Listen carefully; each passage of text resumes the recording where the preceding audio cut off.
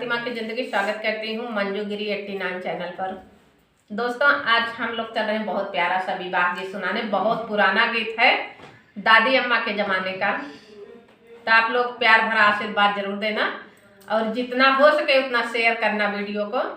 ये है उमा देवी के लोकगीत, ये भी आई है मिलने। इनके चैनल को आप लोगों ने 2 ही महीने में मोनेटाइज करवा दिया था। आप लोगों की कृपा से बहुत अच्छा चैनल चल रहा है, लेकिन इस समय आप लोगों ने प्यार देना कम कर दिया है, तो ज़्यादा से ज़्यादा प्यार आशीर्वाद उनको भी दीजिए। और इनके चैनल भैया इस करज्जा जाने आपकी मोनेटाइज करवाई हमें। हाँ, जितना वीडियो इनके चैनल मनी मुद्रा आ जाए इनके चैनल पर जितना वीडियो बनाए रहे उतना खूब प्यार आशीर्वाद देते गया भैया, वैसे आपको देख जाया। हाँ सकरे खटोलवा पे दुई से सोवैया साकर आहे सोवनार जी। सकरे खटोलवा पे दुई से सोवैया साकर